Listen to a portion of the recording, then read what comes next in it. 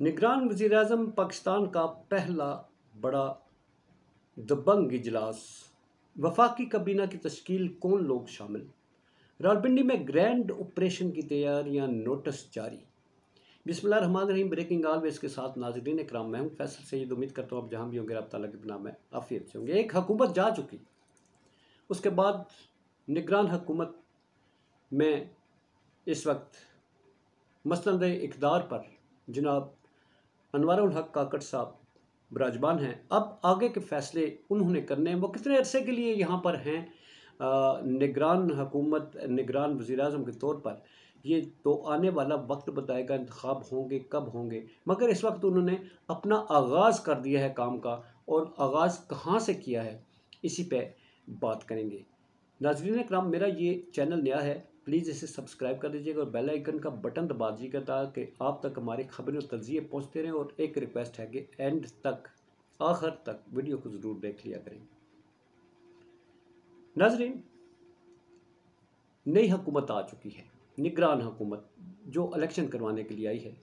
कहा जाता है निगरान जो हैं वो इलेक्शन में मुआवनत का काम सर अंजाम देते हैं और इलेक्शन के लिए जो राह हमवार करनी होती है उसके लिए आते हैं। मगर मुआशी तरक्की के हवाले से और मुआशी चैलेंजेस के हवाले से ये एक हटकर मौजू है जो आज जिस पर इजलास बुलाया गया, पहला बड़ा दबंग इजलास है।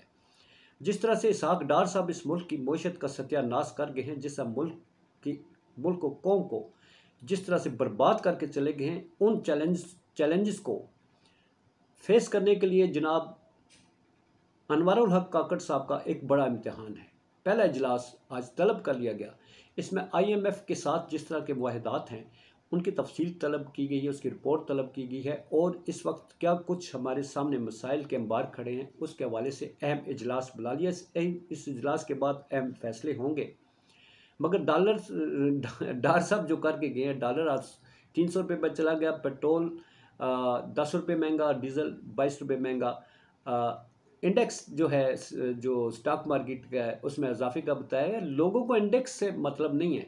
ये जो चलाया जाता है ना टीवी पे, इंडेक्स पे इतना बड़ा, यहाँ सारे मुआशी, यहाँ पर लोग जो है अवाम है, वो कोई मुआशी माखरीन नहीं बैठे हुए कि इंडेक्स के साथ जुड़े हुए होते हैं। इंडेक्स के साथ जुड़े हुए लोगों के लिए तो ये वो होगी ख़बर, या दुनिया में देखने वालों के लिए कोई दिखाने का एक कोई होगा इंडेक्स। लोगों को जो दिखाने की चीज़ है उनको ये बताइए कि आटा कितना कितना महंगा हो गया है। आपके मुंह से जो हम नवाला छीन रहे हैं, रोटी जो छीनने जा रहे हैं, उसकी कीमत कितनी होगी इस महंगाई के बाद। 25-30 रुपए की रोटी तो पहले ही हो चुकी है 50 तक। ये लगता यही है कि 100 रुपये तक एक रोटी मिला करेगी और 20,000 रुपये का मन आटा मिला करेगा।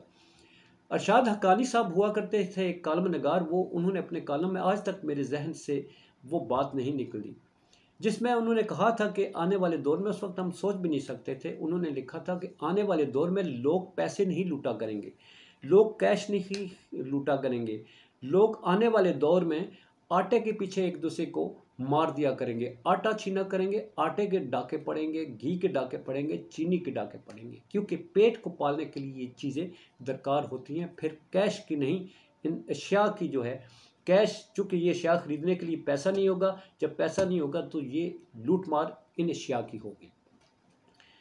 तो नाज़रीन, इसलिए डार साहब के ये जो खमियाजा है वो कौम भुगतने चाह रही है, और यही चैलेंज इस निगरान हुकूमत के सामने है कि सबसे पहले मुआशी मसला ठीक होगा तो सियासी मसला ठीक होगा, सियासी मसला ठीक होगा तो दफाई और हमारे इक़्तिसादी मसाइल का हल होगा। आज इजलास बुलाया गया, साथ ही काबीना जो है उसकी जो अहम तरीन जो पेशरफ्त है उसमें अब काबीना के लोग नून लीग के, पीपल्स पार्टी के या PTI का भी कोई शामिल होता है, यानी बाकी जमातों को क्या हिस्सा दिया जाता है, या बिल्कुल न्यूट्रल लोग आते हैं, ये अब देखना है। ब्यूरोक्रेट्स और टेक्नोक्रेट्स को भी शामिल किया जा रहा है। मगर हफीज़ शेख साहब जो मुख्तलिफ अदवार में वज़ीर ख़जाना रहे हैं, जिनका PTI के दौर में भी उनके पास कलमदान था, और जब वो PTI के दौर में लाए गए थे तो पीपल्स पार्टी ने एतराज़ किया था कि इनकी पॉलिसियाँ मजदूर कुछ होती हैं, मुलाजम कुछ होती हैं, और ये पार्टी को गैर मकबूल कर देती है, अवाम में वोट बैंक पर असरअंदाज होती है। मगर ये चूँकि निगरान हुकूमत है, इनको वोट बैंक से कोई ताल्लुक़ नहीं है। इन्होंने वोट मांगने किसी के पास नहीं जाना, इन्होंने हुक्मरानी करनी है। वोट बैंक इसलिए नहीं जाना कि वो BAP से रिज़ाइन कर चुके, सेनेट से रिज़ाइन कर चुके, आगे क्या क्या प्लान है ये वो जानते हैं और रब जानता है। مگر اب جو کچھ کرنا ہے وہ تو کرنا ہے. یہ نہیں سوچنا کہ عوام کے لیے پہلے ہی اقتدار کے در و دیوار جو ہیں وہ بہرے ہوتے ہیں، ان کے کان نہیں ہوتے کہ عوام کے مسائل وہاں ڈسکس کیے جائیں، یا عوام کی چیخ و پکار ان دیواروں سے ٹکرا کے واپس آ جاتی ہے. اس لیے عوام جو ہے وہ کسی حکومت کا موضوع نہیں ہوتا. اور دوسری طرف جناب ایک تو یہ ہے وزیر خزانہ، اور وزیر داخلہ جو اہم ترین پوسٹ ہے، جہاں پر رانا ثناء اللہ صاحب بیٹھے تھے، وہاں پر آ رہے ہیں شعیب صدر صاحب، جو سابق انٹیلیجنس بیورو کے ڈائریکٹر جنرل رہ چکے ہیں. 2009 میں ایک عدالتی فیصلے کے نتیجے میں وہ ریٹائر ہوئے تھے، اور اس سے پہلے وہ خدمات 22ویں گریڈ کے آفیسر ہیں. بڑے انٹیلیکچوئل، ہائیلی ٹیلنٹڈ وہ انسان ہیں. آئی جی سندھ اور آئی جی بلوچستان کے طور پر بھی اپنی خدمات سر انجام دے چکے ہیں. ان کی خدمات انٹیریئر منسٹر کے طور پر لی جا رہی ہیں. اب وہ کتنا اس میں اس وزارت کے حوالے سے جو درپیش چیلنجز ہیں، دہشت گردی کے معاملات الگ ہیں، اور ایک جماعت کو کرش کرنے کے حوالے سے جیسا کہ رانا ثناء اللہ صاحب کو ٹارگٹ دیا گیا تھا، اب اس میں تبدیلی آتی ہے. کرش کرنے کے حوالے سے نگران وزیر اعظم فیصلہ کیا، کرش کرنے کے حوالے سے کارکنوں کو اٹھانے کے حوالے سے، چار دیواری کا تقدس پامال کرنے کے حوالے سے، یہ ان کے احکامات میں شامل ہوگا یا نہیں ہوگا، یہ آنے والا وقت بتائے گا. دوسری طرف گرینڈ آپریشن کی تیاری جی راولپنڈی ریجن میں، راولپنڈی ڈویژن میں گرینڈ آپریشن کی تیاری کی جا رہی ہے، جس میں نوٹسز جاری کیے گئے ہیں. ایک وہ بڑا مسئلہ جس کا ہم سب شکار ہیں، اس کو حل کرنے کی کوشش کی جا رہی ہے. آج کے دن اس کا آغاز کل سے کر دیا جائے گا. وہ ہے جی تجاوزات.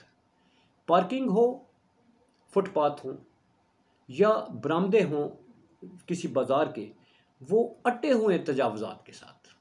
آپ صدر جائیں، راجہ بازار تو آپ سوچیں ہی نہیں نا کبھی، آپ گاڑی کے موٹر سائیکل کیا، آپ پیدل بھی نہیں چل سکتے. وہاں پر ہم کتنی دفعہ جاتے ہیں تو وہاں پر یہاں سے ہم کسی پبلک ٹرانسپورٹ کے کوئی یہ منگوا لیتے ہیں، ان ڈرائیو وغیرہ منگوا کے اس پہ جاتے ہیں، اور وہاں جا کر اتر جاتے ہیں، اور وہاں سے کیونکہ پارکنگ گاڑی جگہ نہیں ملتی، موٹر سائیکل والے گھومتے رہتے ہیں. تو راجہ بازار کی مثال، صدر میں چلے جائیں آپ، ادھر کمرشل مارکیٹ میں چلے جائیں، انت مچائی ہوئی ہے. کھانے پینے کا سامان جو ہے، ہوٹل جو ہے پورا فٹ پاتھ پر لگا ہوا ہے. روڈ جو ہے آدھی وہ ہوٹلوں والوں، جوس والے جو ہیں انہوں نے کرسیاں رکھ کے جو ہے وہ پارکنگ کا راستہ جو ہے بلاک کیا ہوا تھا. گاڑی والا ہے اس کا سر توڑ دیتے ہیں کہ آپ نے گاڑی یہاں کیوں کھڑی کی ہیں.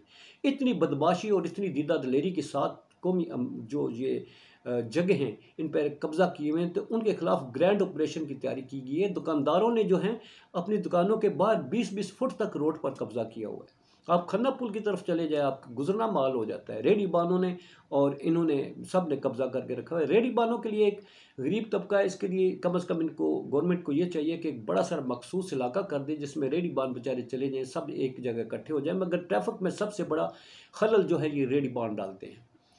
تو اس میں ایسے میں کہا گیا ہے کہ جو سامان اٹھایا جائے گا، قبضے میں لیا جائے گا، وہ واپس نہیں کیا جائے گا. نہ ریڈی واپس کی جائے گی، اور نہ یہ جو دکانداروں نے باہر سامان رکھا ہوا ہے نہ یہ واپس کیا جائے گا. یہ بہت بڑا خوشائند، یہ کم از کم عام لوگوں کے لیے. آپ دیکھیں ایمبولینسیں پھنسی ہوئی ہوتی ہیں ان تجاوزات کے لیے وجہ سے. مریض اپنی جو ہے علاج کے لیے اسپتال نہیں پہنچ سکتے. کسی نے دفتر جانا ہے تو ریڈی والا کھڑا ہے یا دکاندار نے ٹھیا لگایا ہوا ہے، آپ جائیں گے تو آپ کو تو وہ ہو سکتا ہے جان سے مار ڈالیں. مطلب اس دیدہ دلیری سے. ورک شاپس دیکھ لیں، ورک شاپ جو ہے سر عام فٹ پاتھ پر لگائی ہوئی. کوئی بول کے تو دیکھیں، کسی کی ضرورت نہیں ہے کہ آپ سوال کریں کہ تو نے کیوں لگائی ہے بھائی، کیونکہ پوچھنے والا کوئی نہیں، نظام ہی کوئی نہیں. یہاں پر جو ہے کارپوریشن والے یہ کرتے تھے کہ ان سے بھتا لیتے.